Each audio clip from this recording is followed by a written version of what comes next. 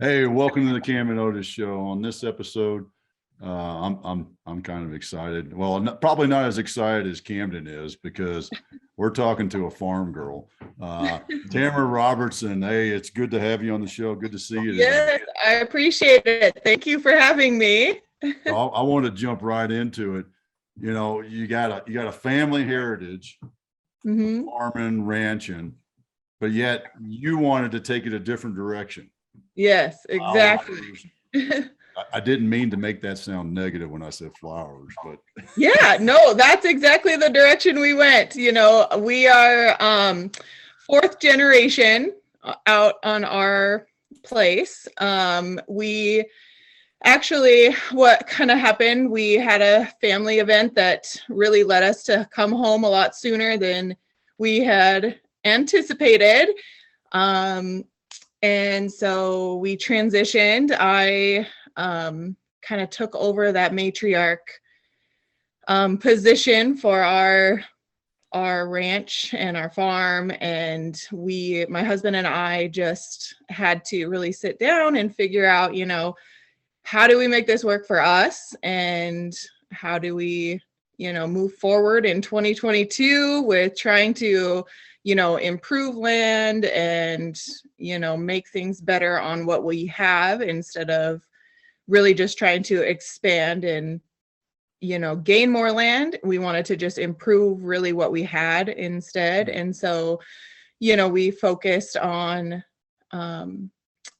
better rotational grazing for our cows and better farming practices and stuff that we implemented. And one of those was to go to a no-till with the help of some close neighbors, and then bring our farming operation a lot closer to home with the flowers.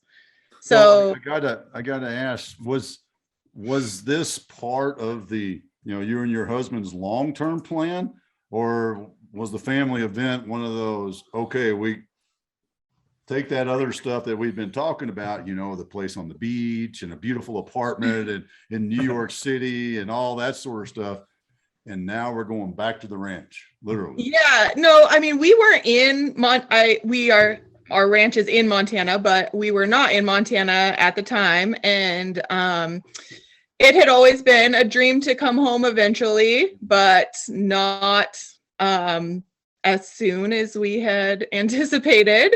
So yeah, we just really kind of changed our direction and headed home.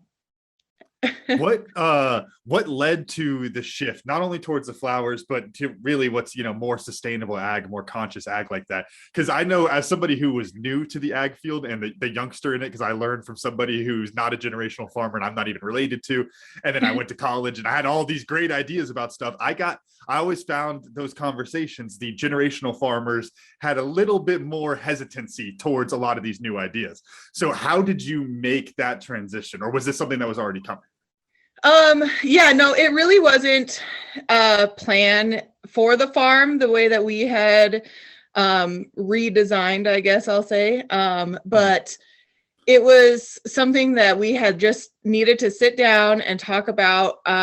We have 3 kids and they are absolutely going to help. They are in the middle of everything. And so we really needed to make it work for our family.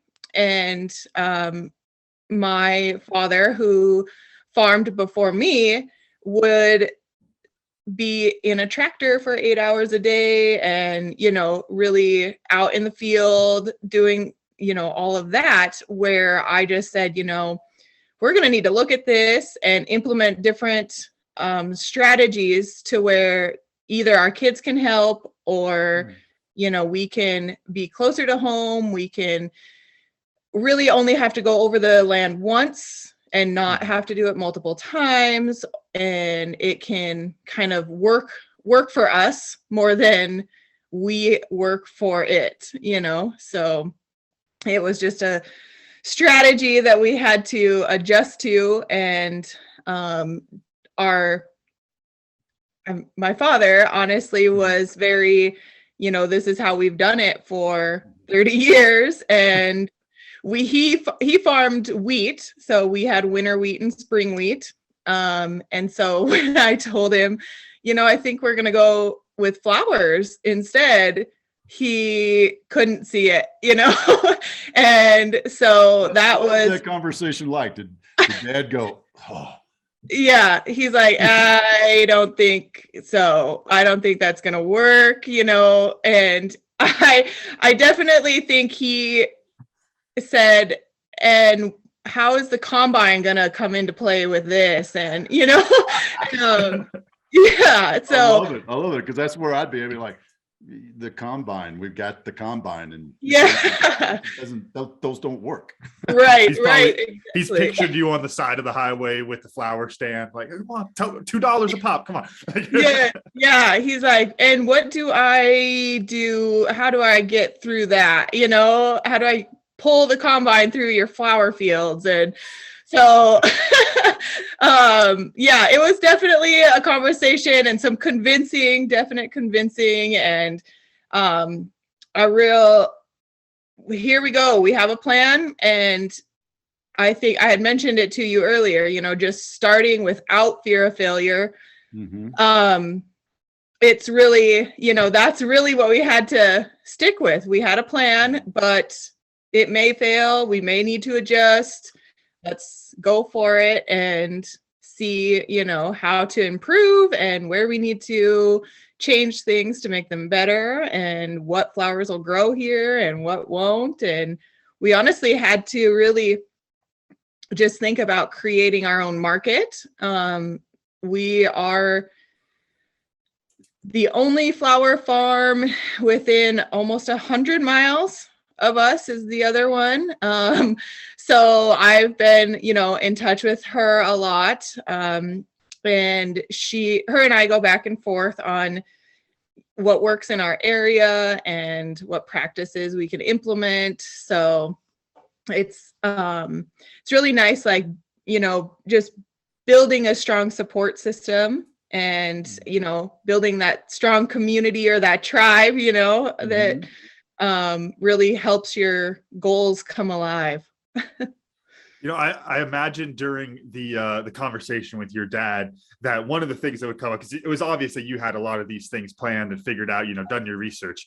I'm curious, what, roughly speaking, if you know off the top of your head or some metric for it, what kind of difference in production or cost per acre, cost per square foot are you looking at in flowers versus the wheat that y'all were growing in the first place? Yeah, so we definitely brought it down. We aren't farming all of the acreage that my dad was with our flowers. We really just don't need to do that at the moment. We're looking more at, farming a few acres versus I believe he had closer to 900 with the wheat. And so, we're just able to bring our quality up versus quantity, and so that's what we were really looking at, is transitioning into something that will be, we're able to focus more on, quality and bringing it closer to home, using less acres, using what we have, and not having to be spread so thin, with all of the acres to try to make up for the cost of what, the wheat versus the flowers are going to, produce in the end. And it's clear the bank hasn't come for the farm yet. So obviously there was a little bit, there was some business brains behind that.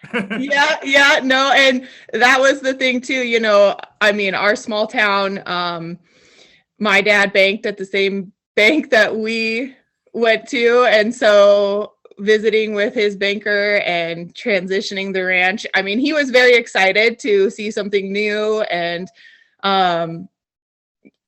help us implement everything, but it's a fun conversation to have with them as well, because around our area, it's just, big big area farmers that are, you know, trying to get over quite a bit of land, and versus us coming home and changing that whole atmosphere into something that is a lot smaller, but it's going great. It's been a lot of fun to visit with everybody and transition that. I'll put a plug in for your local bankers, because there's a whole lot of truth to that. And, you know, if you'd gone to, I mean, Wells Fargo or somebody like that, you know, big national bank that had a branch right there, probably wouldn't have gotten the same reception. I mean, that's been my experience. I've talked with lots of other business owners. When you're the local banker and that small bank, even the ones that are just within the state, they're much more open to that small business support and joining in that partnership, because they see it in their own community. So that's pretty cool.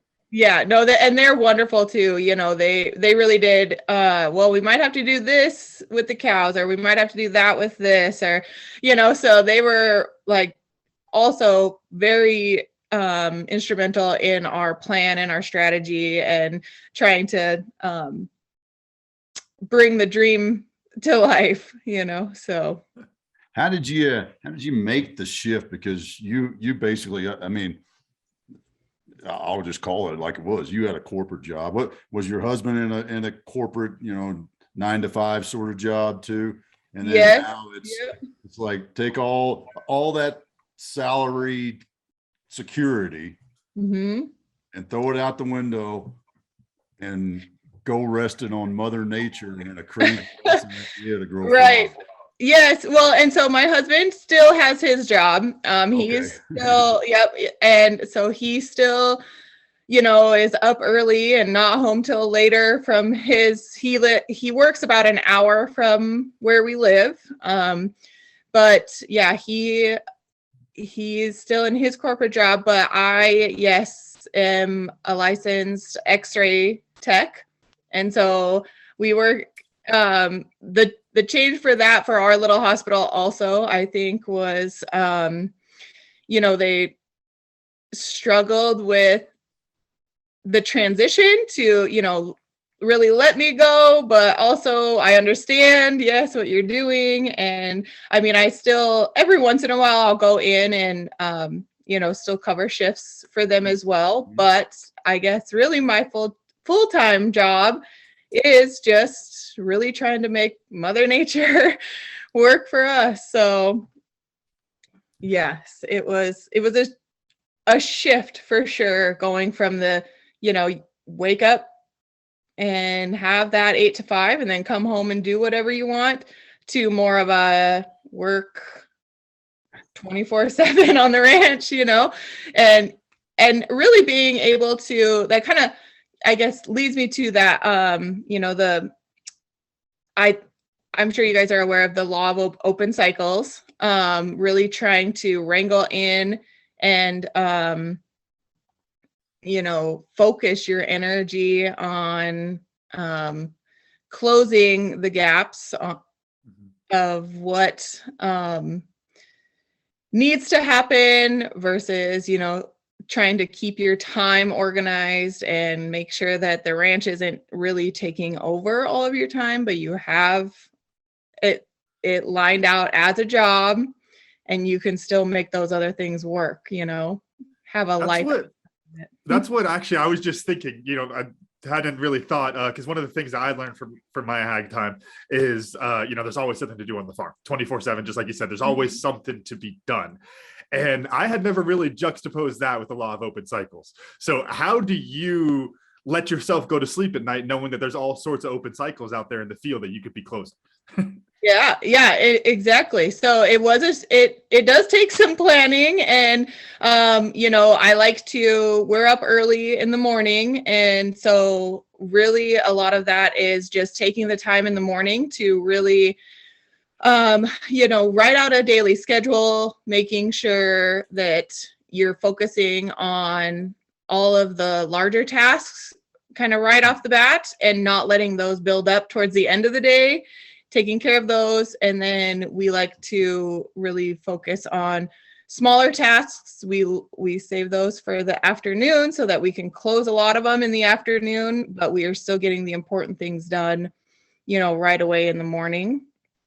That's kind of what we're creating with our time schedule for the ranch. Get up early, do the important things right off the bat, sit down and understand what it is you need to close for that day, and then moving on to now tomorrow. Put this on the agenda for tomorrow, put this on the agenda for the day after, and then hopefully you can get through enough through the week that you can have your weekend still, and like you said, if we didn't do that, we would just go 24/7, and it's really something you have to just consciously, shut down. It'll be there tomorrow, get through it and it'll be fine. I'd like to know more about how you came to this conclusion. I mean, obviously you learned the lesson from Dad being on the tractor all the time, and you're like, yeah, that's not what we want for our family. But how in the world you came up with flowers?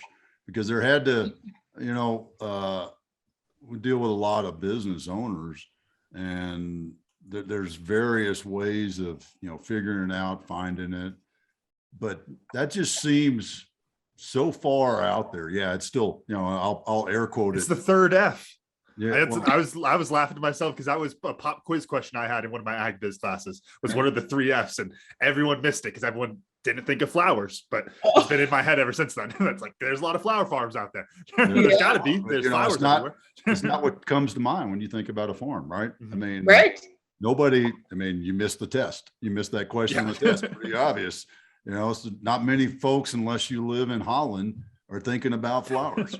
Yes, so for sure. Yeah. How'd you figure that out?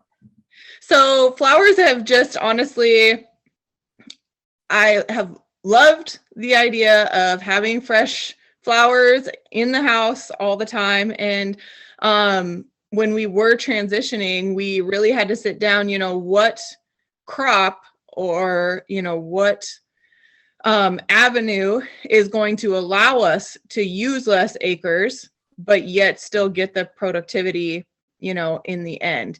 And, we looked at multiple things to begin with herbs, and different things like that, or flowers versus, vegetables that we can, or even watermelon. We looked into all sorts of different avenues, and really coming down to it, the flowers were what made the most sense for us. And being able to go from a perennial in the fall and planting those, you have, for us so far, you can get half of your planting done in the fall and then focus in the spring on only half of your product, because then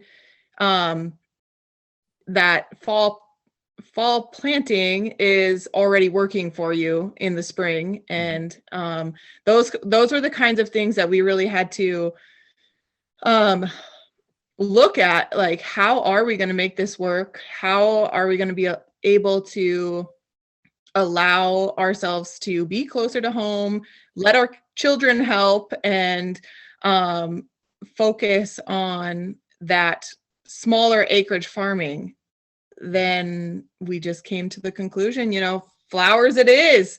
So we have tried so many different kinds too. Our area of Montana, we are, like I said, the only flower farm. A lot of Western Montana, they have wonderful, beautiful flower farms that, they have had going for years, and they kind of know this is what works, this is what doesn't work over here. And so we started with some of those, like, what is it that Montana is already producing in high volumes, and what can we do? And then we went with that, and we've just adjusted since then to, maybe that didn't work the greatest this year, but we're going to try it again and instead change this or that about our production.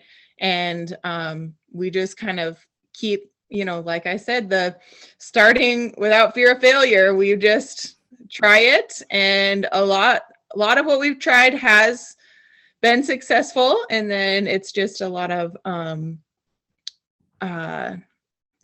adjusting what can grow, what can't grow, what's doing well, what needs this fertilizer, what needs pinched, what needs, just coming up with all the processes and strategies to make it work in our area. Inside of those strategies, the really interesting thing is the introduction of the perennials. I love that because one of the things I've worked a lot in controlled environment ag, and so you have your delayed schedules and all this kind of stuff. So you're constantly planting, constantly harvesting, and I can see how with flowers with a little bit of a shorter growth cycle, you can implement a little bit of those more strategies. And I love how you did that with the perennials. Go ahead, Dad. Sorry, my ag nerd is going. Oh yeah, yeah. I was going to say something about that earlier. This is going to be one of those shows where Otis is talking business and Camden is talking dirt. I mean, it's going to be that, I wrote down in my notes, don't ask too many farming questions. Yeah. I'm like, we can get on another call. Like I'm gonna kill the podcast. Well, when you said the kids helping out, what the image that came to my mind was the little one running around with scissors clipping flowers. We have had a few moments where we had to stop them and say, okay, nope, this is not a kid-friendly environment. Yes, but no, they love it too. We deliver, we get our flowers cut, we make bouquets, we deliver out to our stores, and they absolutely enjoy just as much as I do. You can't be mad when somebody brings you flowers. They're just such a happy, the bouquets just bring smiles to everybody's face. So, and they recognize it. They love it. It makes them honestly want to do the work at home. If I remind them, people really love these. So we're going to keep this going if you can help me out. So now you mentioned something which is a key element to success in business that a lot of people brush over, and I think this is one of those universal things, is you're tracking what you plant, what is producing, what revenue you're getting out of it, and what all the other factors, because there's a lot of variables, just like with any other product in any other industry. How are you doing that for your business? What thought process or even system do you use? Yeah, so I have joined an association of flower growers, and they have tons of tools to help you price flowers. They have information on the growing cycles and learning different methods to create more, with the supports and the I guess just every implementation process that you need. They have a starter plan for it, I guess. And so that's really been instrumental in creating all of our processes. We have Excel spreadsheets just coming out our ears for all the different flowers and what works and what doesn't, and what this needs and what that needs, and I think that using that as a starting spot for us has really been key to finding out what our industry has and where they are in different areas of the United States versus our area, and what we can sell versus what someone else can sell, and then just adjusting according to that and according to growth. And we have a shorter growing period here, than Florida or those other states. Even So, here in yeah. Colorado, you got a shorter growing period. I mean, Yeah. Yeah. So really trying to recognize, like, we're going to have to keep these inside for quite a while because it's close to June and we might still get snow. Those are all things that have been documented, and we have it laid out that you can go back and look at each type of flower, see what worked, see what didn't work. And that way our years, we can like start in the fall and get planted in October as much as we can before the negative 40-degree winters hit us. And then we're inside for the next 4 months or 5 months. What was your biggest surprise? Like, I don't know, I'll throw out petunias that you're like, nah, I don't know. Let's just throw some seeds out there and see what happens, and go boom. It was wow, hit a home run. What was your biggest surprise? Yeah, so we had a couple of those that I had never planted. We had a few varieties, honestly. They're cosmos, zinnias, stuff like that do you plant it in the greenhouse? Do you plant it outside in the fields? Which is going to be best? And we started with both, and we were overwhelmed by walking through, and the plants are taller than we are, and so we just those were kind of our surprises that honestly you can farm these just like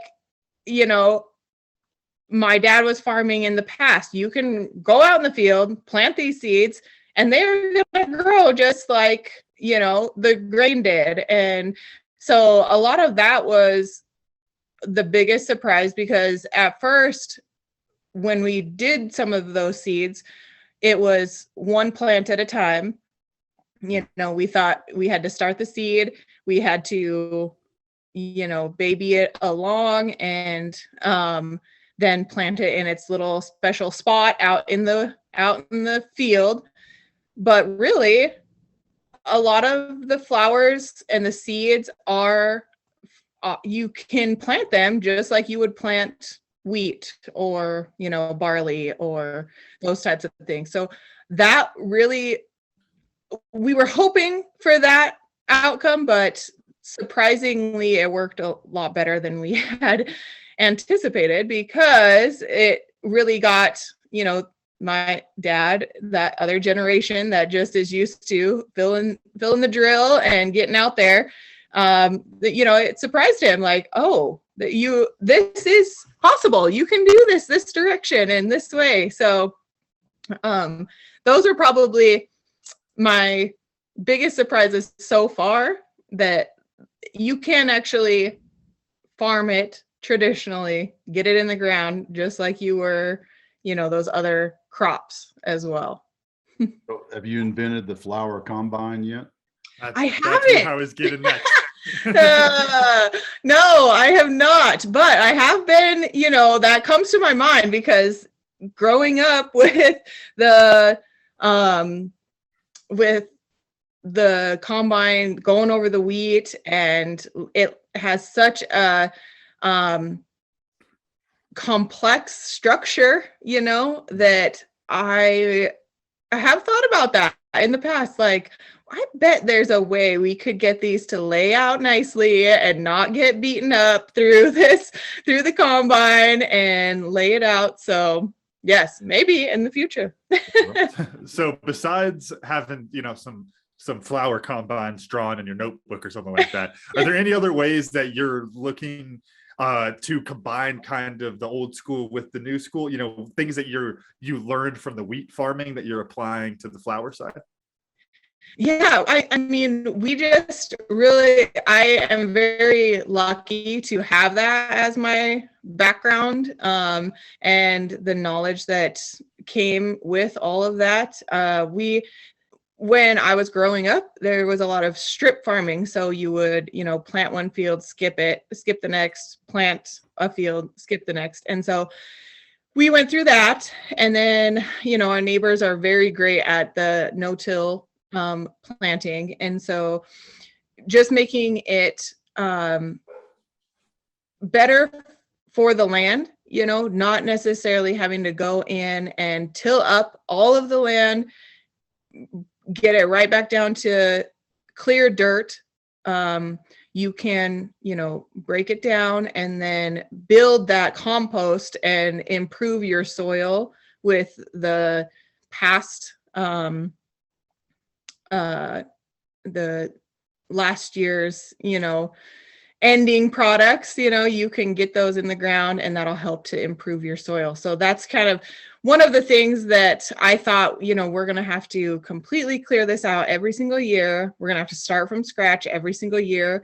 And we've learned, honestly, that that's not the case. And so that's probably one of the tools, honestly, that we like to use, is that we feel we're improving our soil and stuff with that type of strategy on not just clearing the land and getting it back down to the soil every single year, but using that as a compost to improve our soil.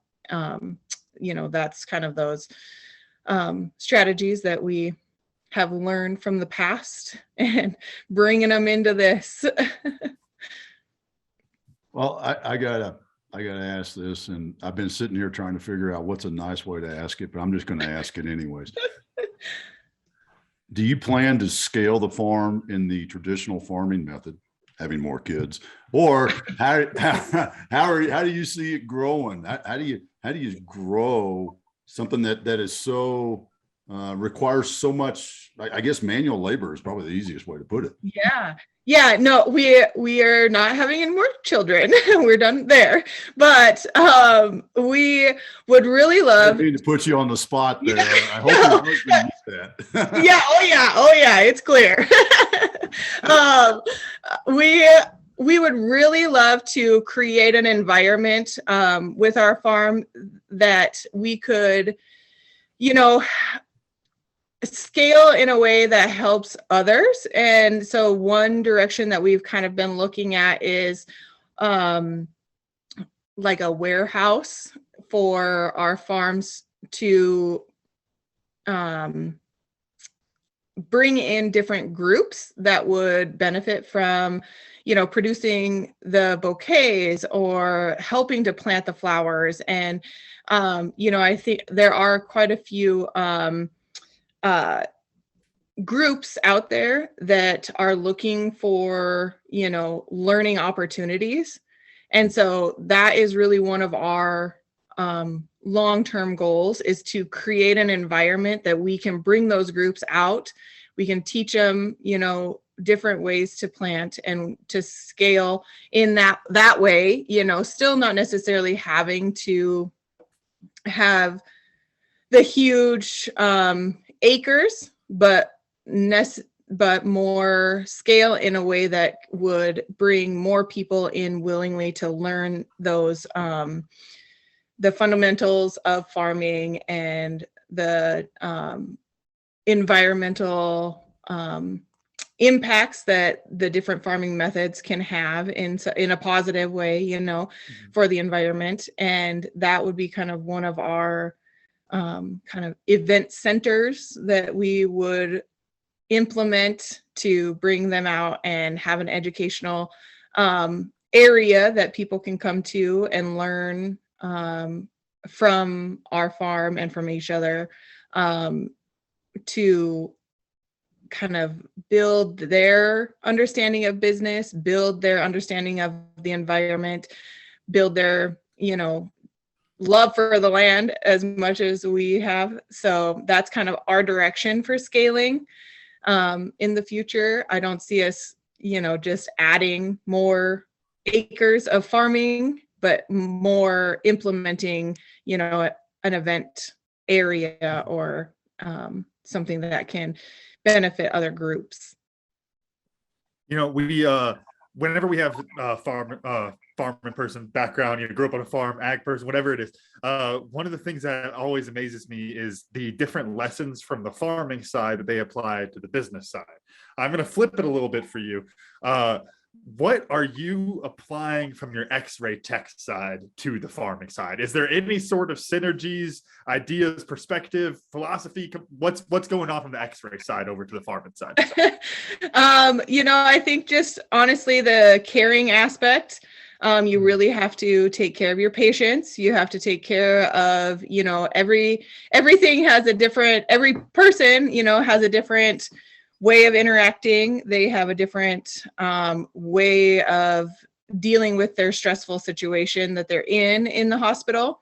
And so I feel like being able to adjust from that hospital setting to, implementing, it's the same all the way around. Everybody's, anybody you interact with, even on the farming side, has their own way of learning, has their own way of stress, ways to deal with stress. And so working through that process in the hospital has really been able to help me with applying that on the farm side with people that I interact with, businesses that I go and I say, hey, I'm doing this on our farm. Is this, something that would interest you in your business? Would you like to, have these flowers and the bouquets and fresh stuff in your business? And using my, knowledge from patient work in the hospital is something that I can kind of scale with those people that I'm interacting with on the sales side, to see how they're handling the situation, see how they're going to take on our ideas and kind of go from there. Got a few farmer friends in mind that could probably learn that lesson and might do a little better in their business. Yeah. Maybe have to implement it in our event center when we. There you go. We'll stress. ship them up to you. Yeah, bring them on up. I got that silly question that everybody always thinks about when you talk about flowers. Is there a certain kind of music that you play that helps them grow that's better? Not on our farm. We don't play music to our flowers. I have heard of that as well. Didn't have to test it. I used to sing to the cattle. It works. That's right. Music Yeah. calming the flowers. And then the other thing I was thinking is what's easier, your patience or the flowers? Because I'm not going to bring the kids into it because I know where the kids are. Yeah. What's easier, the flowers? Yeah, honestly, probably patience, I would say, actually, because, they'll visit back with you. They'll tell you exactly how they're feeling. And, instead of just having to guess and understand, really have the understanding of the land. And it's always a learning process out in Mother Nature, and whatever she wants, is how things are going to go versus being able to communicate with the patients. I think probably they're easier to deal with. I must have watched too many cartoons as a kid because I'm just sitting there. I'm thinking you're out there petting the tulip, and talking nice to it because it's not feeling well. Yeah. Well, we haven't got to that point yet. There's a small section of tulips that get that treatment, Dad. That's only the really special ones. I was gonna say I have a good friend he'd always say on the farm that the plants talk to you if you just take the time to listen. Well, to your point, the people actually talk to you, and that's a lot easier to understand. Right? Yes, they'll actually talk to you. For sure. Oh man. Well, this has been great. I tell you what, I didn't dive into the I forced you not to, Camden, the farming aspect. So good discipline. I gotta, applaud Camden for his discipline today, because I could have came out of this with a full business plan if I asked the questions I was thinking. I know he's got notes about how this flower and this fertilizer and this type of. Oh yeah. Yep. Oh, Yeah, that'll be another Yeah. call, Camden. We can visit more. But perfect. For me, here's the thing I learned, is not that the oh man, I just drew a blank on what the heck the Association of Flower Growers exists, but the fact that something like that exists for every industry. And what I really loved hearing about that, and we kind of went really quick through it, but it is they're about helping you in the industry. They are. And if you're willing to look, there's organizations in every industry that are just like that. That'll, hey, what do you need? Here's some systems that have worked for other people. Here, try this tool. Here, talk to these people who have done it for the last 30 years, and they love helping newbies out. Right. I mean, whether it's growing flowers, starting a gym, you name it, those associations exist out there. So yes, thank goodness they do. yeah. Oh yeah. Camden, how about you? What'd you learn? So Tamara, you said this a little bit ago, and I loved it so much. Can't be mad when someone brings you flowers. And inside the context of the conversation, I loved that, because I always picture, and I've known some of these folks that grew up on the farms, and they hate the wheat, even though the wheat is off feeding people. The wheat, people still want their bread. They want all these different things, but there's not that visualization aspect. Whereas the flowers, it's like, well, everyone loves flowers, so I want to work with them. Your kids aren't growing up with that resentment towards the crop because it's what they're spending all the time with. They see the outcome that it provides. So I think that's a really cool thing. Yeah. Thank you. Tamara, how about you? What'd you learn? Oh, I just learned that honestly, the